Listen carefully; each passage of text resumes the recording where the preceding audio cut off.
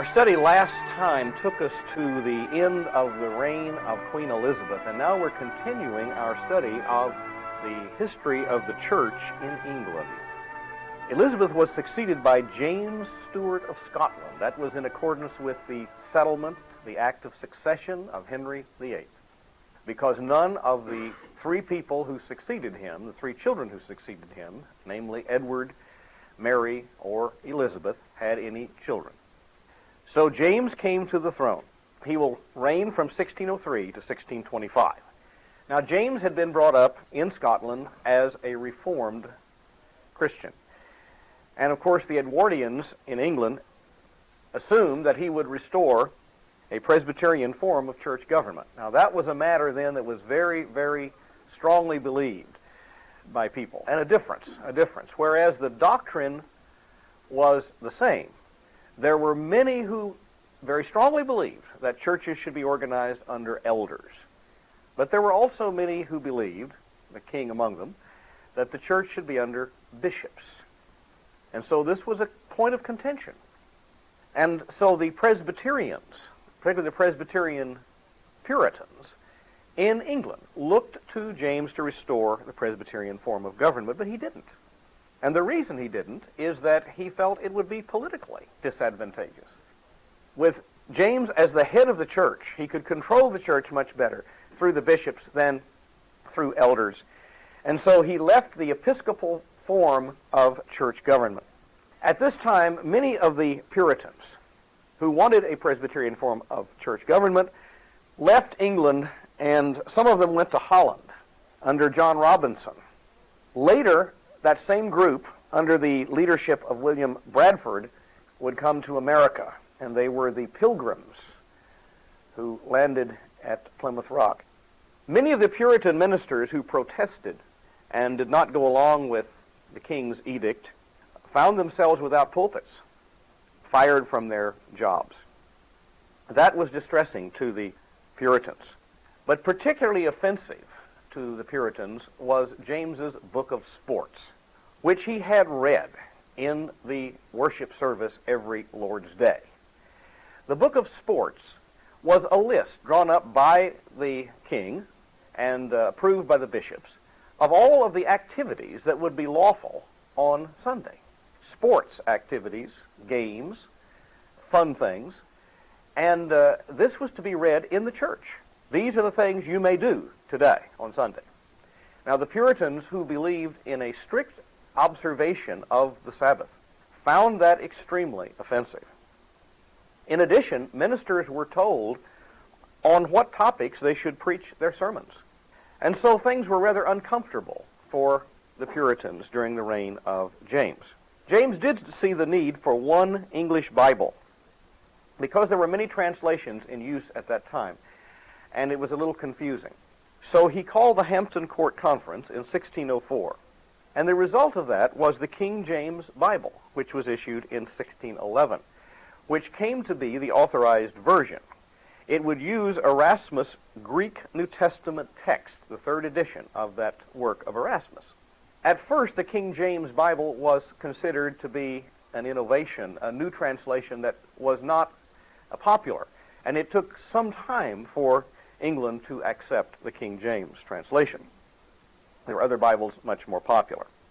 James didn't have problems only with the Puritans. He also had problems with Catholics, who looked at this as an opportunity, knowing Elizabeth's strength and popularity, looked at this as an opportunity to restore the papacy through any means possible. There were several attempts that were uncovered to assassinate King James, plots by Catholics. And then there was the famous gunpowder plot of 1605. The rumor that a man by the name of Guy Fawkes was going to blow up the Houses of Parliament, that he had literally stored kegs of powder underneath the chambers of Parliament and was going to explode them and destroy the House of Parliament. So all of this was causing a Catholic scare in England and caused James simply to be more insistent on his royal prerogatives. James died in 1625 and was succeeded by his son Charles I. Charles will continue with James's episcopal system. He made William Laud the Archbishop of Canterbury. And Laud will introduce what is known as the Anglo-Catholic tradition, or the High Episcopal Church. That is, the form of this was just almost identical to the Roman Catholic form, because Laud was much more of a Catholic. And the Puritans were very upset about the introduction of the Anglo-Catholic forms, and the Puritans found themselves repressed by the government. That's the time that John Winthrop left with 1,500 Puritans for Massachusetts, 1630. But the Puritans who remained behind in England gained ascendancy in the Parliament. And more of the Parliament was Puritan. Well, Charles, sensing that, chose to bypass Parliament as much as possible. Now, in this he differed from the policy of the Tudor kings, who always consulted Parliament. And the Stuarts made their biggest mistake when they tried to ignore Parliament, because the question is going to really come down, more than the theological question, to the question of who runs England, king or Parliament. And the Stuarts were insisting that the king did. Charles and Archbishop Laud tried to force the Episcopal Church on Scotland, which was by this time well established in the Presbyterian form. And the Scots formed a covenant to die rather than to give up their religious and political liberties, hence the Covenanters. That was in 1638. The Scots even invaded England to try to head off the intended takeover of the Scottish Church in 1640, so things were really getting out of hand. About this time, Oliver Cromwell became the leader of the Puritans in Parliament, and England found itself a very divided country between the Royalists on one hand, who supported the king as being politically supreme, and the parliamentarians on the other hand, and they were designated almost by their hairstyle. The Royalists believed in wearing long hair. They were known as Cavaliers, whereas the Puritans, who thought it a shame for men to have long hair, cropped their hair quite closely and were known as Roundheads. Now, the result was a terrible civil war in England, in which the Puritans won. And feeling that they could not trust the king, and there would be plots to put the king back on the throne, they consented to execute King Charles in 1649. That was a bad move on the part of the Puritans, because that act was immediately unpopular. Now, that left Oliver Cromwell as the leader of England, and he was from 1649 until he died in 1658. He chose not to be called a king, but he established what he called the Protectorate, and he called himself the Lord Protector. He intended to return England to a fully reformed state, and certainly he did while he was in power and the Puritans were in power. A Puritan Parliament met then to draw up a confession of faith. They assembled together several of the leading scholars of the day and produced a work known as the Westminster Confession of Faith, along with the Westminster Catechism and the Directory of Worship. They became known together as the Westminster Standards, and they are the three landmarks of Presbyterianism, as a matter of fact, of all Reformed English-speaking people. But the Protectorate was not popular because the English people did not particularly like the austerity of Puritan morals. They did not appreciate the closing of the theaters. They were very popular, and the Puritans insisted on closing the theaters. And so they began to lose the support of the people. Cromwell, as a ruler, didn't do a bad job, and he was remarkably tolerant of all the different religious groups, denominations in England, except the Quakers. He felt they were just a little far out, and they found themselves in trouble. But even the Catholics, and certainly the Episcopalians, as long as they didn't try to usurp the authority of Parliament, were able to worship freely. When Oliver died in 1658, a very competent leader, an excellent soldier, and a good theologian, his son Richard succeeded him, but he was incompetent. And by 1660, the same Parliament that had drawn up the Westminster Standards now turns around and invites Charles's son to come to the throne, restoring the monarchy and the episcopal system. This is a time of John Milton, trying to make sense out of all of these rapid changes, trying to justify the ways of God to man, writing Paradise Lost. It's also the time of the famous writer John Bunyan, who was a Baptist, and his most famous work being Pilgrim's Progress. When Charles came to the throne in 1660, he continued the Stuart policy. And he goes back to the concept that the king is fully in charge and ignoring the Parliament. The Parliament did bring back the Anglican Church, but promised freedom to those who were not willing to, didn't want to go along with the Anglican forms. But Charles himself, personally, was moving closer to Catholicism. And he entered into a plan with the Catholics to restore England to Catholicism. And even before he died on his deathbed, he confessed the Catholic faith. He was succeeded by his brother James II, 1685 to 1688, who came to the throne as already being a Catholic. And James's presence on the throne will precipitate the last revolution in English history. A man by the name of Titus Oates had testified of a plot to assassinate Charles, to massacre Protestants, and to bring James to the throne. And so many had tried to keep him from ascending the throne. When James did come to the throne, however, he tried very openly to reinstitute Catholicism. And so the English had really had enough of this. They wanted to establish firmly that the Church of England would not be Roman Catholic. So they decided to remove him in order to maintain England as a Protestant country. The result was the glorious Revolution of 1688. I don't know why you call it a revolution glorious, but it's called glorious because there was no bloodshed. Nobody got hurt, not even the king. He just went into exile. And the transition was made smoothly and without any violence or any bloodshed. What they did is to bring in James's daughter Mary and her husband, the very Protestant William of Orange, and they will come to the throne as William and Mary, William III and Mary II.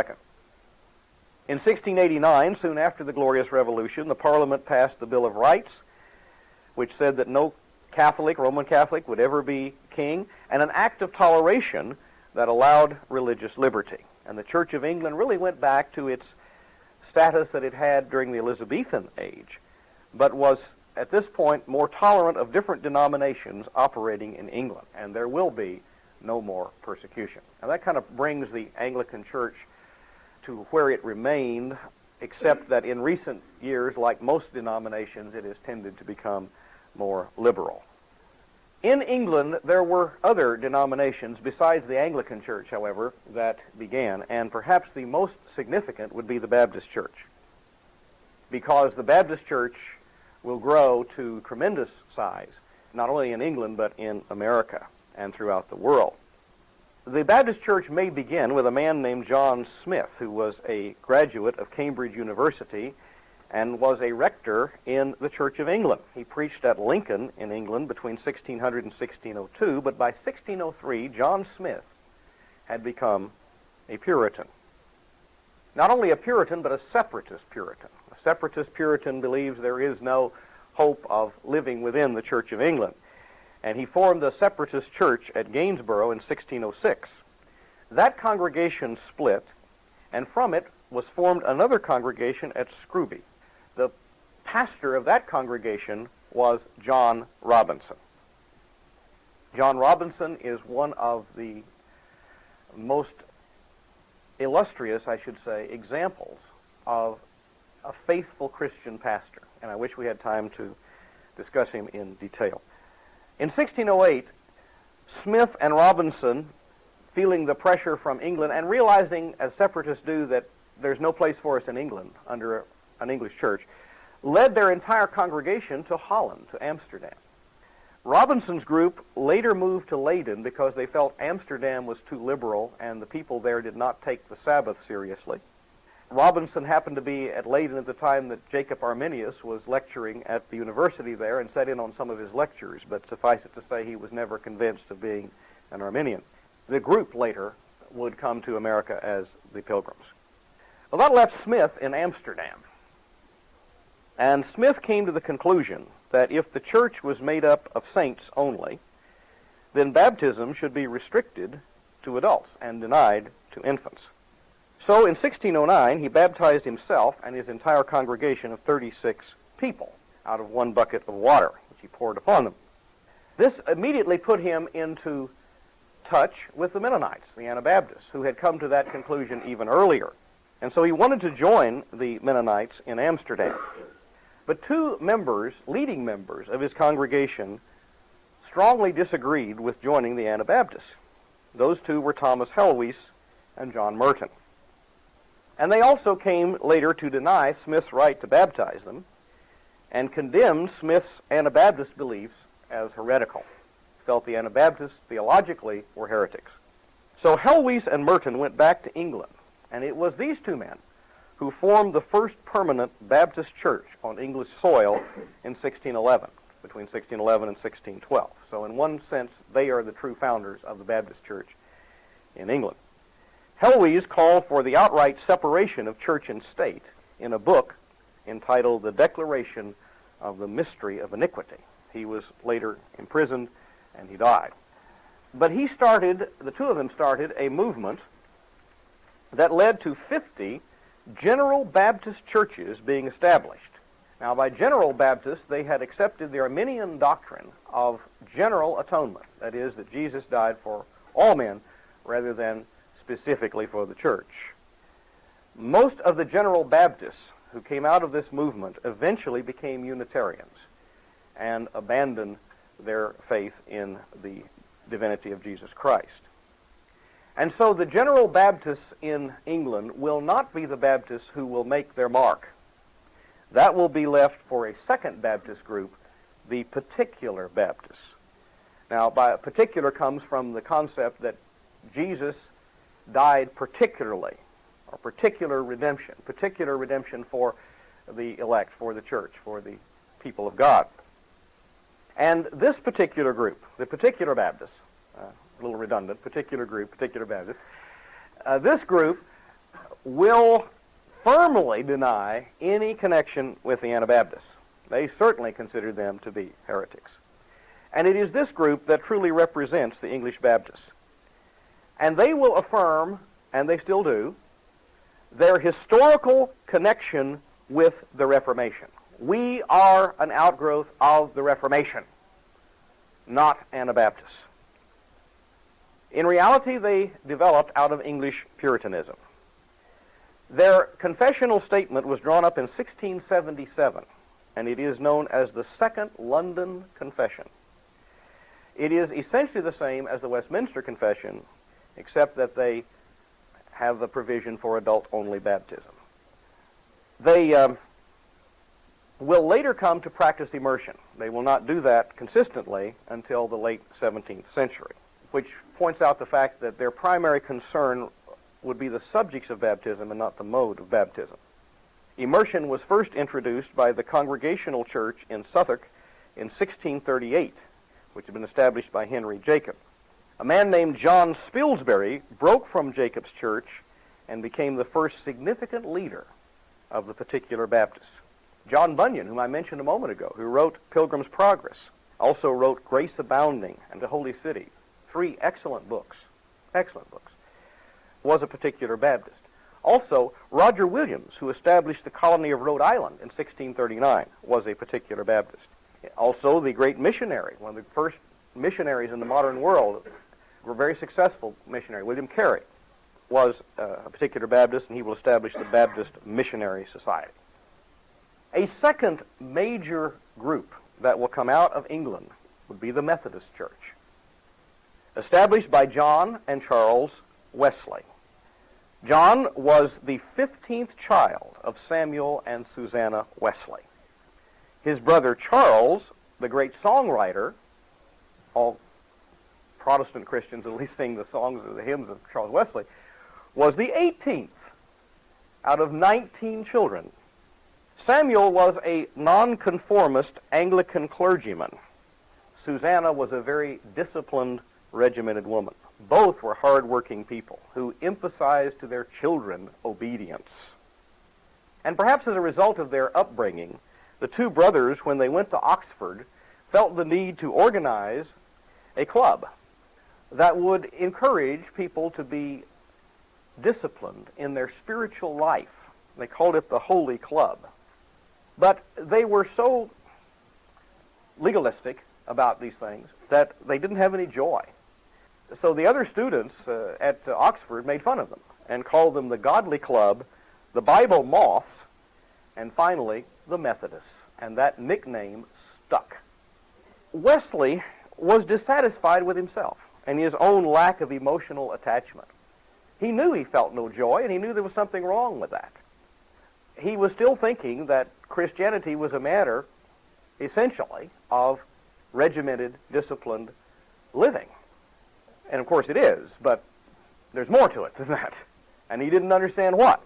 He became friends with George Whitefield, who became a powerful preacher and revivalist.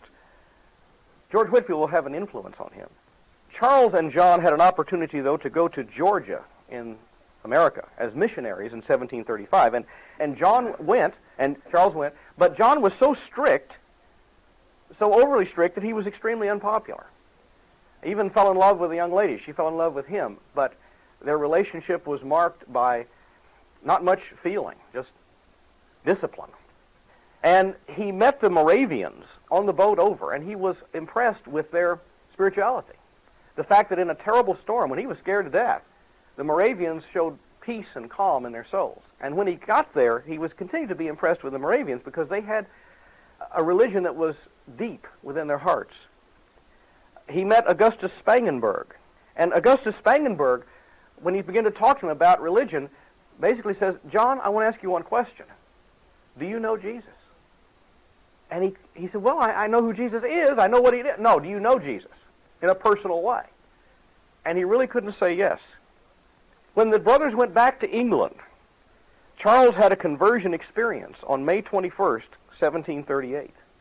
And 3 days later, on May 24th, 1738, John, while attending an Anglican Society meeting in Aldersgate, which he really didn't want to go to in the first place, but he found himself at this meeting at Aldersgate. In his own words, he said, I felt my heart suddenly warmed as he heard Luther's preface on the book of Romans and heard Luther's explanation of the doctrine of justification by faith. That changed his life when he finally understood and believed the doctrine of justification by faith.